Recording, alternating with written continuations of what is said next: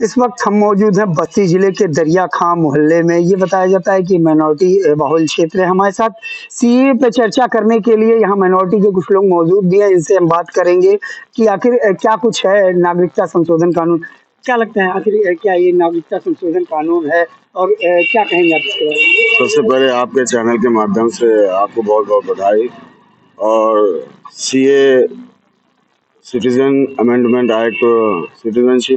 Act जो आया है, मैं आपसे ये बताना चाहता हूँ आपके चैनल के माध्यम से कि जो ये सिटीजन अमेंडमेंट एक्ट है, जब हमारा देश का नौजवान, हमारा भाई, हमारा किसान जब देश छोड़ के बाहर जाता है अपनी रोजी रोटी के लिए, कमाई के लिए, अपना परिवार छोड़ करके, तो सबसे पहले तो इस सरकार को चाहिए कि जो हमारा नौजवान देश के बाहर रोजी रोटी के लिए कमाने जाता है, पहले उसको नागरिकता दी जाए।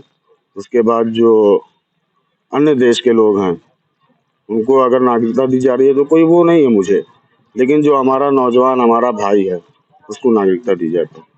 तो क्या आप इससे संतुष्ट हैं जो एक एक्ट लागू हो रहा है? जब हमारा नौजवानों को, पहले जो हमारे देश के नौजवान, उनको सिटीजनशिप अमेंडमेंट एक्ट के माध्यम से उनको सदस्यता दी जाए, तो उसके लिए मैं संतुष्ट। हमारे साथ और भी लोग मौजूद हैं। यूनुस, क्या कहेंगे आप?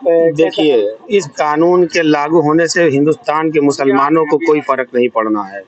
देखिए, 140 करोड़ की आबादी हिंदुस्तान की, उसमें 1 लाख अगल बगल के लोग शामिल भी हो जाएंगे तो हमारे देश को कोई फर्क नहीं पड़ना है। रही बात इस सरकार की, तो ये सरकार हर 10-15 दिन पे एक नया काम करती है कि लोग उलझे रहें, बझे रहें, परेशान रहें, और फोकस करती है कि बहुत बड़ा काम कर दिया है। अरे सरकारों को चाहिए कि रोजगार पे बात करें, सरकारों को चाहिए कि जो लोग असहाय हैं उनकी मदद करे। सरकारों को चाहिए, केंद्र सरकार को चाहिए कि आज दवाई, पढ़ाई, शिक्षा पे ध्यान दे। ये मीठे मीठे गोली दे रही है और लोगों को परेशान कर रही है। कोई क्या फर्क लगता है कि ये जो कानून है इससे किस तरीके से लाभ होता दिख रहा है? देखिए, लाभ तो मुसलमान सोचता ही नहीं है कि इससे लाभ मिलेगा। कोई लाभ मिले ना मिले, इस सरकार ने 10 साल में बहुत कानून लाए, बहुत काम किए, सिंगल पर्सन को लाभ नहीं मिला। ये बस एक चुनावी जुमला है और कुछ नहीं। इससे कोई फर्क नहीं पड़ना हिंदुस्तान के मुसलमानों को। क्या लगता है इससे हिंदुस्तान के मुसलमानों को लाभ मिलेगा? इससे पहली चीज तो आपका सवाल थोड़ा सा अलग तरीके का होना चाहिए। पहली चीज, ये सीए लाया गया है, ये चुनाव आयोग ने जो इस्तीफा दिया है एक साहब ने, इसमें तमाम तरीके की दुश्वारियां आ रही हैं। उनसे ये खुश नहीं थे। चुनाव आयोग को बहुत जल्द रिटर्न फाइल करना है। FBI की जो गाइडलाइंस आई है, चीफ जस्टिस ऑफ इंडिया ने कहा है चुनाव आयोग को जल्द से जल्द ये दे दो तुम अपना सारा का सारा खाका, कि कितना चंदा आया, कितना चंदा गया है। उसी को काउंटर अटैक करने के लिए ये बिल लाया गया, जिससे हवा क्रिएट ना हो सके। और मैं ये भी कह दूं कि ये संविधान के हित में नहीं है। हमारा संविधान कहता है धर्म के आधार पे भेदभाव नहीं किया जा सकता है। आप 6 राज्यों में देखेंगे, 6 राज्यों को आपने लिया ही नहीं है उसके अंतर्गत। उसके लिए अलग गाइडलाइंस हैं, चाहे असम हो, त्रिपुरा हो, तमाम ऐसी चीज़ें हैं जो इनके गाइडलाइंस से अलग हैं। तो इससे क्या मालूम होता है कि आप 2024 का चुनाव सिर्फ ध्रुवीकरण के नाम पे लड़ने जा रहे हैं, और वो जो आपका फंडिंग है तो आप इसे राजनीतिक स्टंट मान रहे हैं? ये राजनीतिक स्टंट पूरा है ही। 24 को लेकर के ये राजनीतिक स्टंट है। और पहली बात तो सुप्रीम कोर्ट ने कहा था कि आप जल्द से जल्द अपना बॉन्ड इशू कर दीजिए, जो 6,500 करोड़ रुपए चंदा विभिन्न पार्टी, उससे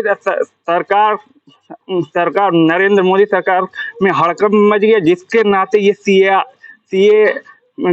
अमेंडमेंट बिल लाया गया, जिससे हड़कंप मच जाए देश में, जिसपे इस पे नजर न जाए और ये न मालूम हो सके कि कितने लोगों ने चंदा दिया है, अडानी का है कि अंबानी का है, किसका है। बड़े उद्योगपतियों को बचाने के लिए ये सीए लाया गया, ताकि 80-20 की लड़ाई करके ये ध्रुवीकरण कर सकें और सारे मुद्दों से ये नजर हटा सकें।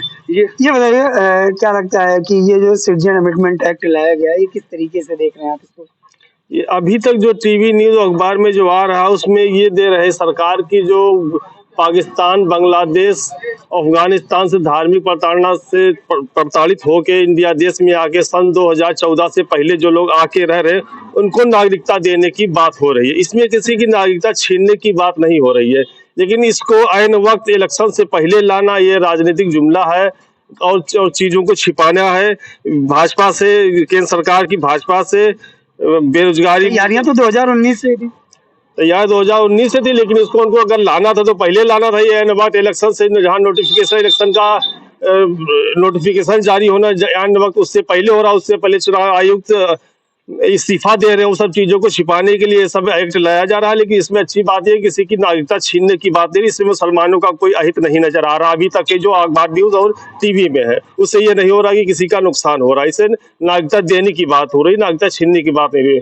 तो इसमें यह है कि इसमें लोग बेरोजगारी मुद्दा, नौकरी का, ये सब बात, विकास की इस मुद्दे पे भाजपा नहीं बात कर रही, बस इस ऐसे ऐसे मुद्दे ला रही जिससे जनता उलझी रहे। कहीं ना कहीं संतुष्ट हैं ये मुसलमान। हाँ, मुसलमानों का कोई इससे नुकसान नहीं है। मुसलमान, हमें नहीं लगता कि मुसलमानों का इससे कहीं भी नुकसान है। मुसलमान को कहीं नागरिकता छीनने की कहीं बात नहीं हो रही है। मुसलमान लोग परेशान होने की जरूरत नहीं है, उनको कहीं से भी कहीं पे नागरिकता छीनने की बात नहीं हो रही, नागरिकता देने की बात हो रही है।